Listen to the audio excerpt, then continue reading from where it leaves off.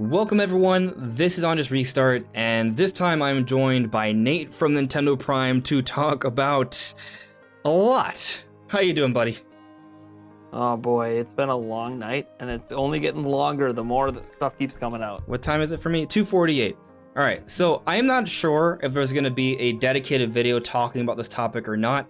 I might know after this discussion, because maybe we figure some things out as we discuss it. But basically, there's a lot going on. I still don't know how the title's going to be. I've been thinking about this all day, and then more news has sort of come out throughout the day. So let me sort of go through my thought process here, or the series of events. So, you know, it was early in the morning. My friend texted me, was like, hey, look, there's a release date for Pokemon. Oh, okay. Oh, wait, it's for both of them.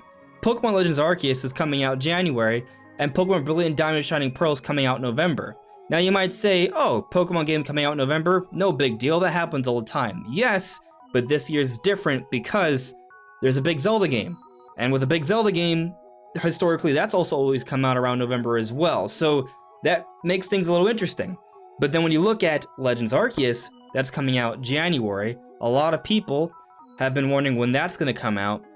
Some people have been thinking they would come out like way beforehand, like way afterwards. It would get delayed, that early 2022 was a lie. I never thought that. I always thought, okay, early 2022, that screams by the fiscal year. You and I both have been predicting March. And it's not. It's coming out January. So that has a whole bunch of implications in terms of what's coming out in March. Is it Breath of the Wild 2? If so, what's coming out for the holidays? Is it just this chibi remake of a Pokemon Gen 4 that is being outsourced, or is there something else there? So there's these different things sort of spinning around, so I wasn't really sure what to make of it all. But then something occurred to me. What about Splatoon 3? What if that comes out in March? So, I then asked Samus Hunter, and Samus Hunter said some things. So let me read that to you very quick, and then we'll get to the other big part of the news, and then we'll sort of talk about it all. So, let's see here. There we go. Alright. So I asked Samus Hunter a number of things, and about everything I just sort of said, and this is what she said. For the next mainline Pokemon games after Legends, yes, they are planned for late 2022, likely a new gen looking how TPC wanted to release Legends as early as possible.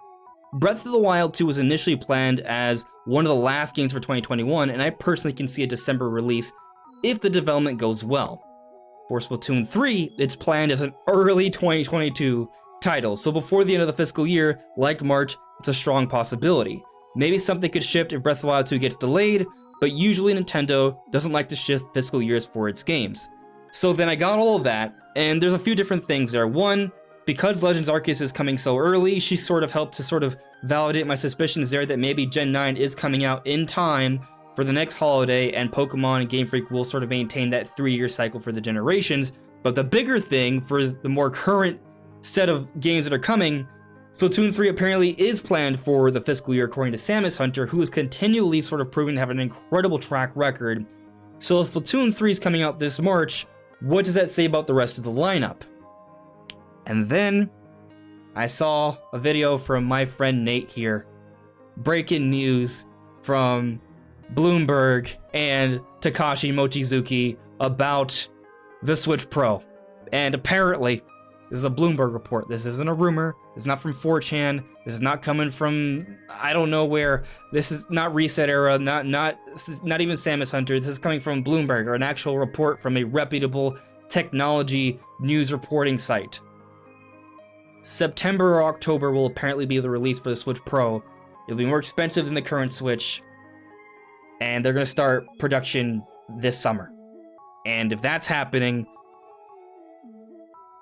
there's a lot. There's a lot there. So the different main pieces, right? Legends Arceus is coming out this January. Splatoon 3 is apparently going to be for this fiscal year. And Switch Pro is coming out September or October. If we believe all of these things, and keep in mind, take this all with a grain of salt, because until it's confirmed by Nintendo, we don't actually know, but this is all coming from places that you and I both take with a fair bit of credibility. We both kind of expect it when these sources sort of say these things. So yeah, it has huge implications for what's coming for the rest of the year, and we're going to be sort of focusing on what that may be for this discussion. But Nate, I'll let you sort of give me your initial thoughts here, and we'll sort of continue to sort of piece this all together, put together this massive, awesome puzzle of Nintendo's 2021 fiscal year lineup. So to add just a smidge there, two big pieces for the Switch Pro stuff. One, it's supposedly getting announced in the next 2 weeks. Likely before E3. Takashi Machizuki is the one who made the report. Said likely before E3, although won't rule out it being announced at E3.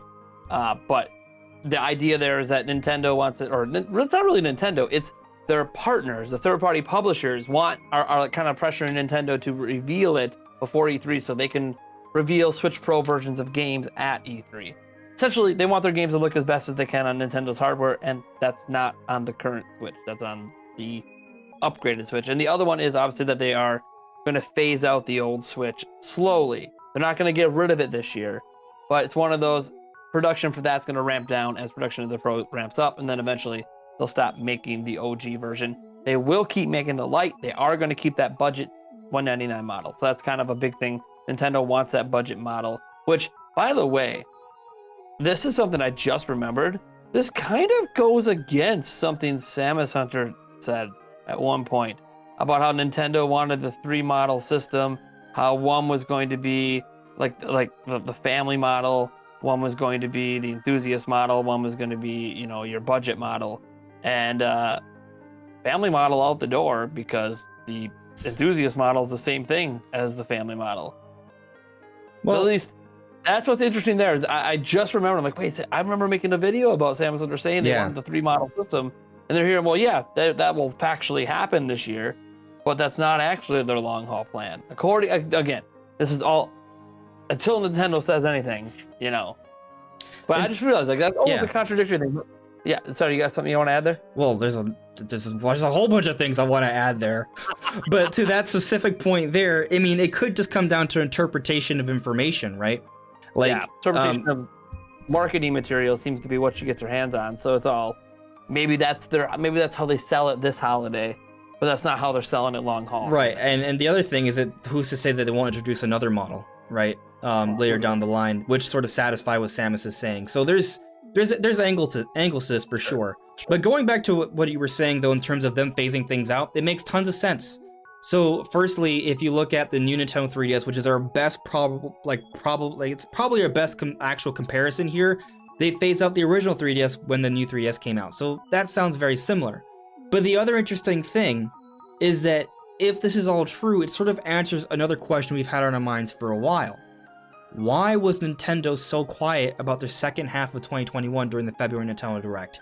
Why did they have their February focused on Legend Arceus and Splatoon 3 when those are coming out 2022?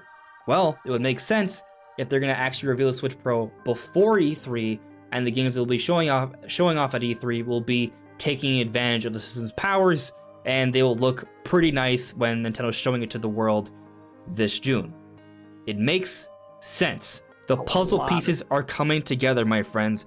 I think that's why you and I are up late right now, because you and I both sort of think similarly about Nintendo. There are so many different pieces of information that are coming out, and all of a sudden, with these 3 different momentous things that sort of happened today, the Legends Arceus January release date, the Splatoon 3 fiscal year revelation rumor leak from Samus Hunter, and the Switch Pro report from Bloomberg, all together might just be enough pieces for us to understand what Nintendo was doing.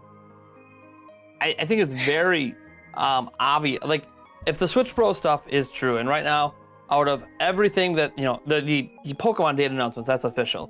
But out of everything, this is, legit reporter, 2 weeks. Like, this is imminent. It's happening, not this week, but within 2 weeks, we're supposedly going to hear about this. And assuming that happens, which again, we don't have to wait long, like Samus Hunter stuff, that's months and months and months away for some of this stuff. Timelines can shift, he's not talking about shifting timelines. It's coming. It's getting announced now, or it's getting announced right at E3. So, and you look at that, you look how silent Nintendo's been about the second half. Why are they showing off Splatoon 2 for next year instead of showing off a game coming this year? Skyward Sword HD, Mario Golf, yeah, you gotta fill out, the next couple of months. Why are we not hearing about big holiday game? But you're gonna talk about a 10 million plus selling game guaranteed coming out in 2022. but you're not going to talk about something coming out this holiday. You can't just let Pokemon remakes by a third-party company. Let's talk about that for a moment, right? So we go back to last year. The holiday game was a third-party Age of Calamity thing. But last year is kind of a wash. There was barely any internally developed Nintendo games that came out, COVID and all. But you go back to 2019, we knew about Sword and Shield in the beginning of the year in I want to say February. January, February, we learned about Sword and Shield. We knew that was going to be the big holiday game, and the other game that was like the complementary piece to that was Luigi's Mansion, which we knew about the year beforehand. We go back to 2018. Super Smash Bros. Ultimate, that was announced in March of that year. So we had ample time beforehand. Let's Go Pikachu and Eevee, I think they revealed that later into the year. I want to say around May. But we at least knew that the big holiday game we knew about it the March of that year. And then we go back to, at that point we're already at 2017. We knew about Mario Odyssey and Xenoblade 2 and Breath of the Wild, at least by January of that year. So we're in a situation now. 2019 was also a really unique year because they basically have Fire Emblem Three Houses, right, Luigi's Mansion 3, and the big Pokemon games all released like literally 1 month. It was like a big game lead up all the way to the holidays. Which right now, okay, we have Pokemon remakes, but it's Pokemon remakes by a third-party company, chibi art style, top down. Can't really see that being It's gonna sell lots of money. Because I know some people are going to argue, oh, well, it's going to sell tons of money. Sure, but there's more to it than... It's going to sell at least 8 million copies, if not more. Yeah, I predict at least 10, for sure. It's Pokemon. They can phone it in, and it typically will always sell that. But it's also interesting because, okay, that's fine. That's their big game for November. Fine. They've had multiple big games come out in the same month. But okay, fine. That's their big game, comes out before Black Friday. Okay, cool. Yeah. That doesn't mean there's not a big game in December. That doesn't mean there's not a big game in October. It just means, okay, so Pokemon has that month.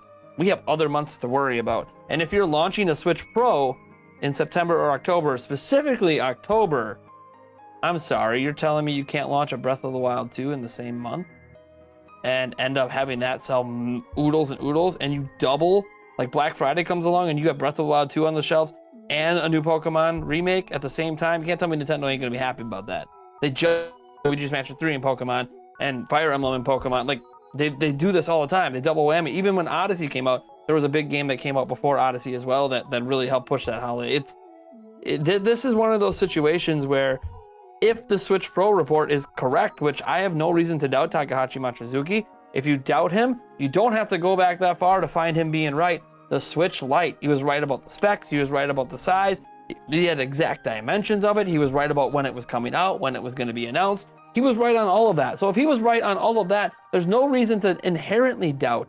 You can keep an air of doubt until it's announced, but there's a large reason to believe that he knows what the hell he's talking about when it comes to Switch hardware product. Absolutely. And so if this is all true, presuming it is, it makes sense why we've had so much silence from Nintendo. Even when they did that Nintendo Direct, they showed us Splatoon 3, and even people noted Splatoon 3 looks notably a lot better than prior Splatoon games in some aspects. You're right, it did. I don't know why, but it did. We talked about before, like Monster Hunter Rise looked like a game that looks like something that Switch Pro bound. Like just the way, like it looked almost too good. Then it came out and it turns out, no, the RE engine just scales that well. It's just that good on Switch. Monster Hunter Rise looks incredible on Switch. Monster Hunter Stories 2 looks incredible on Switch. How much better do you think it's going to look on the Switch Pro?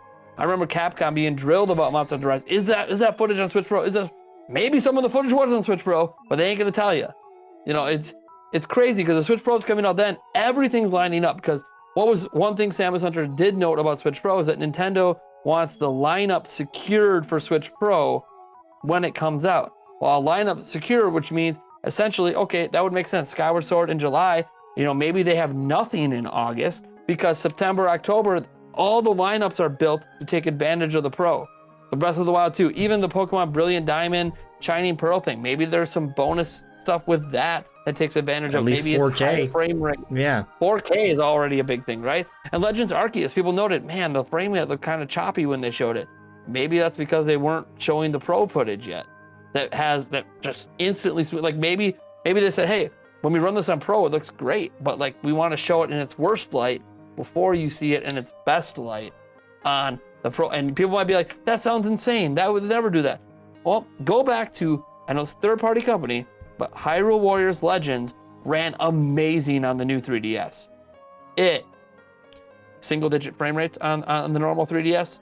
It got to the point that when they released Fire Emblem Warriors, they decided not to put it on the original 3DS because it was so bad. So I'm thinking, Arceus, they showed us the worst-case scenario on the current Switch. I'll also say that it was still early. Like, I think the base Switch version is still going to look and run a lot better than what they showed us. But still, the Switch Pro version, you would hope, right?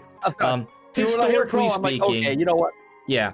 But historically speaking, whenever we see a Nintendo product a year before release, it doesn't look or run as well as it does with its final form, and it's a noticeable difference. So I expect that to be the same this time around as well. Even with Sword and Shield, like what we saw at the beginning of the year wasn't quite as good as what we saw at the end of the year. And sure, people still complain about that, but point is that whatever we saw in February will still look better on the base Switch, and then presumably Switch Pro, it will look and run even better than that. I mean, here's a game that, we haven't even mentioned. What about Bayonetta 3? Why haven't we seen Bayonetta 3? I'm glad you brought that up. So there's a few different there's a lot of considerations here. Yes. So first, before we get to Bayonetta 3, I want to talk about a couple counter arguments that people may offer here. So one is, why would Nintendo put out, because you and I are both at this point sort of thinking Breath of the Wild 2 alongside Switch Pro this October. Like that seems to be kind of like a sweet spot, right? Nintendo has used October for that holiday, for the big holiday game before, like Mario Odyssey. They've had a big game in October, yeah. Yeah, so either like late October, maybe in time for my birthday, October 29th, just saying, it kind of fits, like 3 weeks away from, wait, let me check my calendar. Yeah, it's about 3 weeks away from Pokemon. 3 weeks away, I think is very conceivable. So October 29th, it's a Friday, it's happening on my birthday, it's a sign. Breath of the Wild 2 is coming October 29th. Yeah, I kind of believe it, actually. It seems like a possibility, for sure. Yes. So it's sort of what we're thinking right now, just based off Switch Pro coming out September or October. I would assume a little bit later, just because, go on. You have to consider Splatoon 3, according to the Samus Hunter, that's this fiscal year, 2022. March, they always seem to have a big game come in March. You got Pokemon Arceus, and then you get that in March. You're not going to slap Breath of the Wild in February. I mean, I guess you could, and then it'd just be the most. But Legends Arceus is also a very Zelda-esque Pokemon game. I know. I don't think they'd release them like back to back. I think like October, and then you have a few months until that comes. That to me seems more realistic. Then you're not pitting them next to each other in terms of, hey, I would agree. Plus, there's like we already released a remake in between, to kind of like temper people down and be like, oh yeah, we weren't really, maybe we weren't really into this remake, and then, let me blow your minds with this, even though, okay, yeah, it'll get compared to Breath of the Wild. Some people are going to make counter arguments though, right? So people might argue, because Skyward Sword's coming in July, why would you release Breath of the Wild 2 in October? Well, interesting. It may seem like a valid counter argument. However, consider this. It's another sort of element that sort of makes sense when you consider the news we got today. Pokemon Brilliant Diamond Shining Pearl is coming out November 19th. Legends Arceus is coming out January 28th, 9 weeks later. So, Pokemon games, which may have more selling potential than Zelda, they're pretty close nowadays. But if those are 9 weeks apart, why can't Skyward Sword and Breath of the Wild 2 be 3 months apart? Yeah. So, I think it's pretty 35th anniversary of Zelda. Yeah. 35th anniversary of Zelda. I mean, 35th anniversary of Mario. They're releasing like something Mario every month or every other month. Why the heck you're telling me for Zelda they can't do it? That Skyward. Let me just look right into the camera for this. Are you guys going to seriously argue to me that Skyward Sword HD is going to cause a delay for Breath of the Wild 2? Breath of the Wild 2 will cause a delay for Breath of the Wild 2. They will move mountains if Breath of the Wild 2 is ready to go. If it's ready. That game is going to sell like crazy. So if it's ready, the only reason to hold off, like say it's ready now. We don't know because we haven't seen it. But let's say it is ready right now. Which, by the way, if it is, I presume a massive blowout at E3 like they did back at E3 2016. But if it is ready, then the only reason to hold it back is either holiday benefit, because they didn't do that with the first game, although it really didn't matter. Or get as many pre-orders in. They're trying to get in as many pre-orders as they can, which is why they talk about Skyward Sword now. Because why would they talk about Skyward Sword now? People are less likely to cancel pre-orders once they happen. To put out the immediate, it makes sense. Like, it makes sense.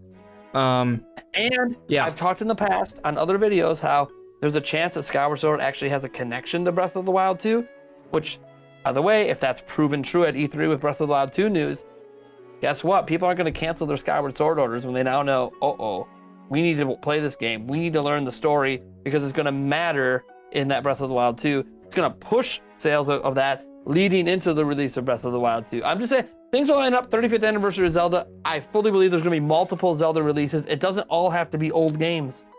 I can see Twilight Princess and Wind Waker HD coming out, like, say, this February. Yeah, like something like that. The Wind Waker HD or Twilight Princess HD, easy port job. Drop that in February. No problem. I mean, we already saw them do it with Mario. What's the big deal? I mean, I'd like to see it as a combo pack. Don't know if they're going to go 3D All-Star style there. I know there's also rumors and reports of Ocarina of Time HD, Majora's Mask HD. Sure, throw them all together in a 3D All-Stars, and I'll be jumping out of my chair. 4-pack would be amazing. Do that because that's going to make Skyward Sword HD look like a completely horrible value. Well, if it comes out in February, it doesn't matter. Yeah, because of February, they already got the sale. So well, at that point, it's more than 6 months. It's more time they gave them 3D All-Stars. They don't announce it, say, till like a Nintendo Direct in December or something. Like, all of a sudden, okay. Although I'll tell you, my belief is that... People are going to feel like crap, but... Yeah. Because I've heard you're gonna buy it anyway. I've heard the rumors from Game Over Jesse that maybe like they're using like the 3DS versions and just upscaling it. Like if that happens, that's great. But I could see a situation where Ocarina of Time and Majora's Mask just get like a 3D All-Stars treatment and is a part of some sort of new legacy style content that we're getting. And that's separate. And then you still have Wind Waker and Twilight Princess as a dual pack, which doesn't take too much value from Skyward Sword.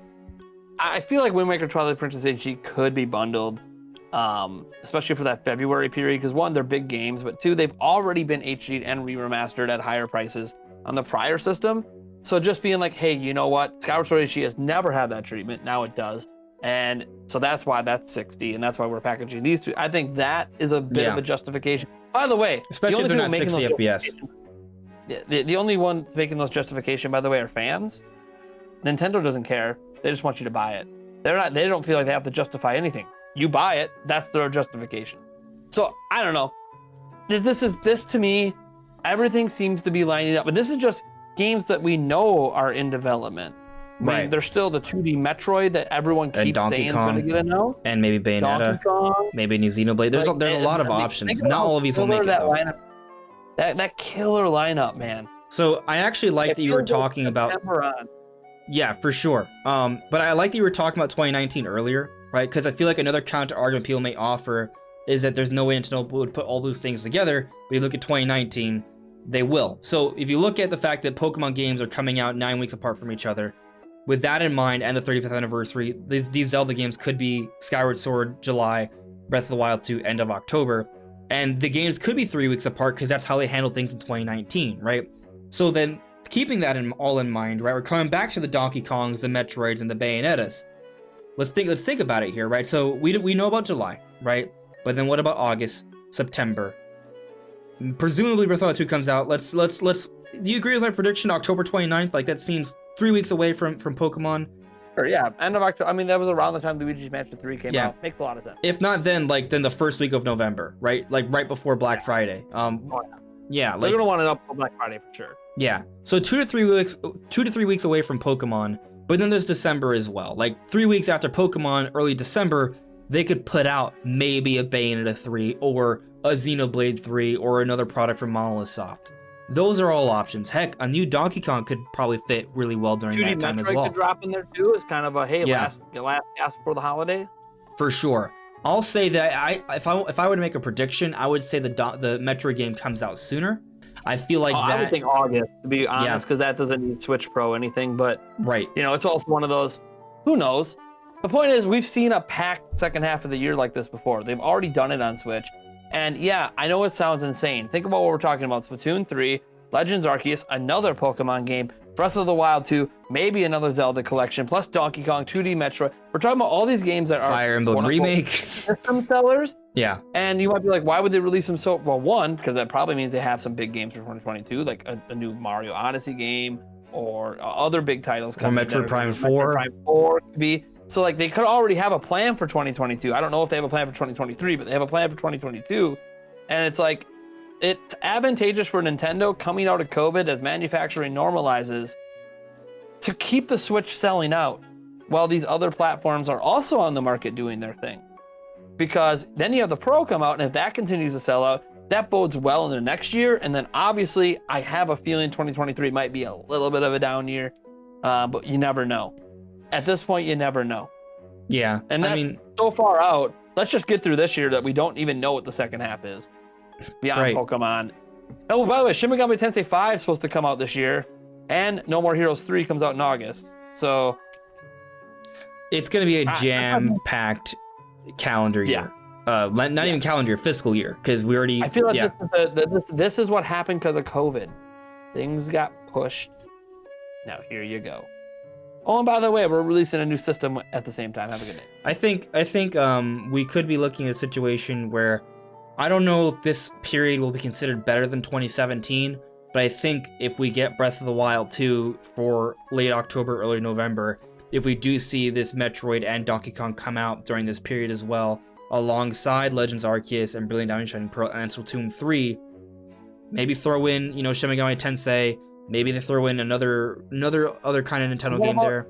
Like that would be also better than 2019, I think. A Mario Kart or a Nintendo Kart. I don't know that they would pack that in there as well. Maybe it's a tease for 2022. That could be a 2022 big one. Yeah. Like, we're going to release that in summer of 2022 or something. I see that. But But it's just, we might be looking at one of the greatest 6-month periods, and I'm going to just say Nintendo history. I'm not even just going to say Switch. There could be just big game after big game after big game, and they're still giving you ports and remasters and still getting big games. Like, this is like the culmination of what we've been thought Nintendo. See, people always say, oh, this can't happen. We thought this could happen when they combined 3DS and Switch together, where everyone's making games for one platform. 3DS was still kind of petering along at the beginning of Switch. Now it's discontinued. They're done supporting it. This is now the result. Everyone's making games for one platform. And now we just get a crap load of games. And this isn't even considering what third parties might be doing with something like the Switch Pro if they're pressuring Nintendo to reveal the damn thing so they could show Switch Pro trailers at E3. Like, we're just talking what Nintendo has exclusive-wise coming. Yeah. There's so much more that could be part of this. Yeah. It just blows my mind that we might be entering the greatest period. Like, what are we about to go into year 5 of Switch? And we're talking about potentially the greatest lineup entering into year 5. That's insane to me. It's interesting because, if you pay attention, because everyone has different perspectives, and if you listen to the perspectives of some out there on the internet, they might suggest that maybe this won't be the best year, right? Maybe we get a lot of side scrollers this year, a couple remasters, and then it'll be great. Side scrollers and remasters to me are all fine, but those are all complementary to perhaps a couple other big games. Like that to me makes more sense. Yeah, those aren't systems out. Those are they're fine. Okay, let's say it's a 2D side-scrolling Donkey Kong game. That's fine. It'll sell well.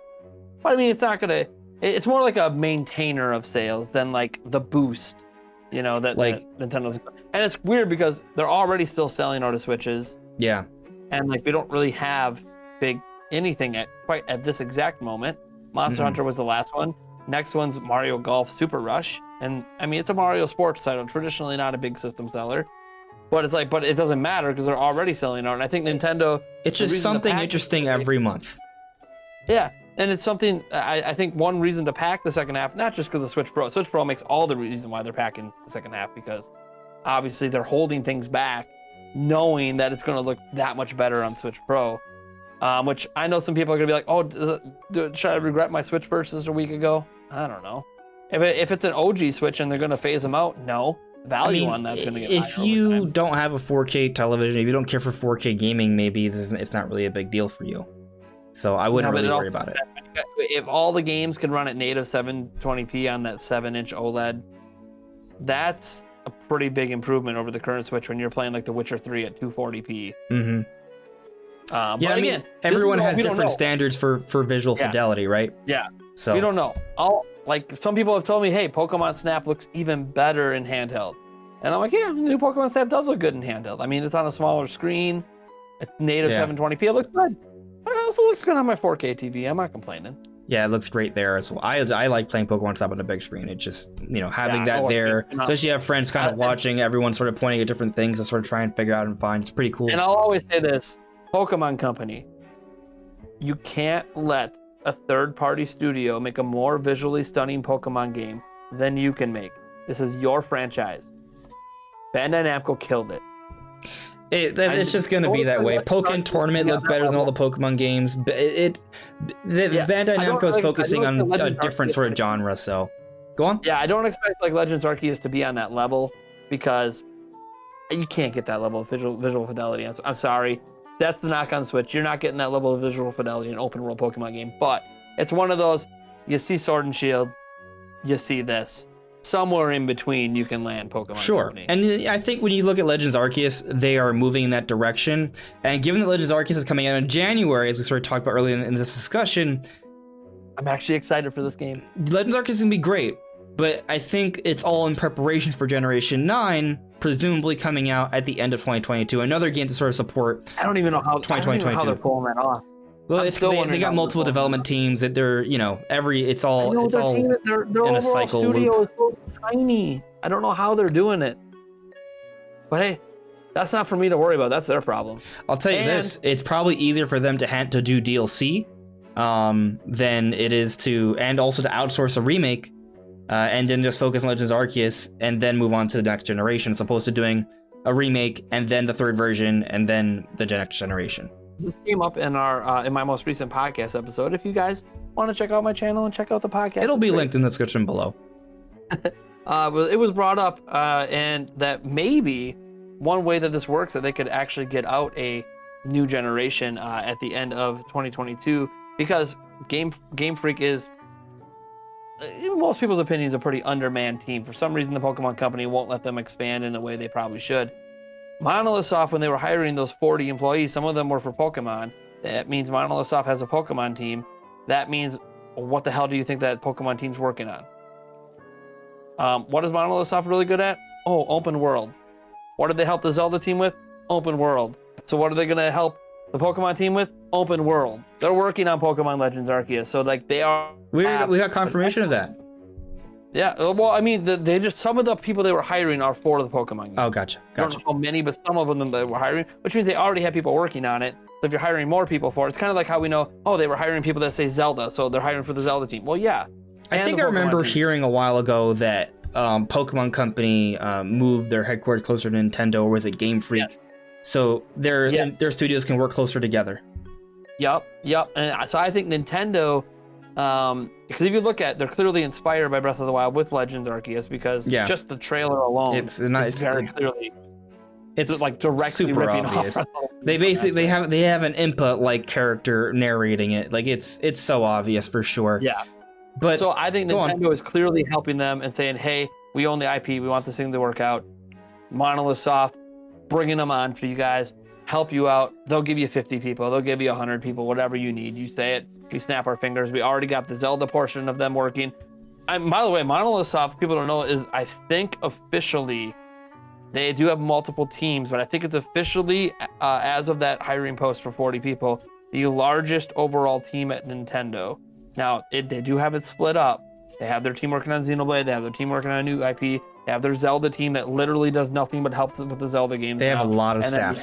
Now they have this Pokemon team. So they are like the biggest development wing of Nintendo. It's kind of crazy how that's happened during all the internal stuff, but Monolith Soft is wholly owned, and they know what the hell they're doing with open world.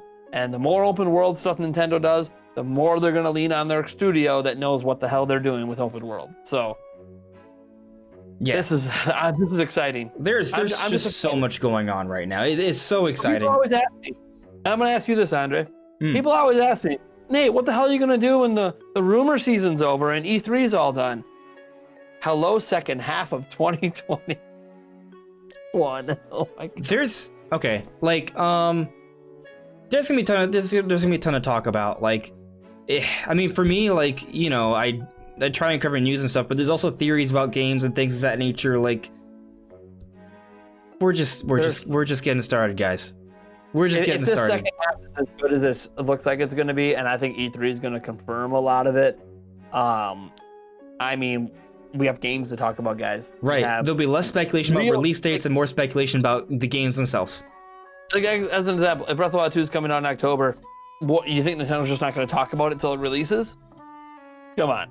Yeah. Come on. And plus, we'll have new footage to dissect, break down, try to see how, try to figure out story elements and how things all connect together and see who's right when the game comes out. Is this theory right? Is that theory right? This just, guys, rumors are great. I like them. But speculation to me is even more fun. And beyond all of that, actual news to connect dots and create even more engaging conversations are even better. And obviously playing games is the best of it all. So having games to play, that's what matters most. Yeah, so we're again, I want to point out, we're very hyped right now. We're very excited. I just want to re-caution you guys. Take this all with a grain of salt until it is confirmed by Nintendo. We don't know what's actually happening. But it's fun looking to pretty dream good right now. It's looking pretty good. It's looking like we got reasons to dream. Yeah, so very exciting stuff. I don't know if I mentioned it earlier in this podcast, and it's not even a podcast, it's just a discussion. But this is just part 2. Nate has his own part that we talked about, where we sort of broke the news and sort of broke up that all down. So make sure to check that out. I'll link that video in the description below. But there's a lot going on here. Stay tuned, guys. We got so much going on. I just want to say that this is gonna be exciting. This is gonna be exciting, even if it's not exactly as we're sort of speculating right now. It's looking like things are better than people would have led you to believe beforehand. This might actually be the Switch's peak year. It definitely was not 2020. So maybe now we're getting close to that moment where the Switch really hits its stride. That signature moment. I feel like Switch has had signature games, but it's also been like, okay, next gen's here, people are ready to move on, and it's kind of like Switch never really, we haven't had an exclusive Zelda game yet, right? We haven't had a Pokemon game that excites people, really. We haven't had the Switch has arrived. It's arriving sales-wise, absolutely. But this is the defining moment of the entire generation, and it feels like we are on the cusp of that moment. That could be the case. I personally feel like 2017, they did so well. 2017 was a killer. 2017 was almost like That's Switch. The greatest launch year for a system ever. I'm sorry. You could argue that 2017 was that year for Switch, right? Like, it was just so good. Yeah. But it was the first year. So now we're kind of, now maybe we are getting that moment where this is their second wave of their very best. And it might be all led by Breath of the Wild 2, maybe for my birthday, with a Switch Pro. And maybe Donkey Kong and Metroid will be right there, hoisting it up. And then you got Pokemon and Splatoon following it right behind.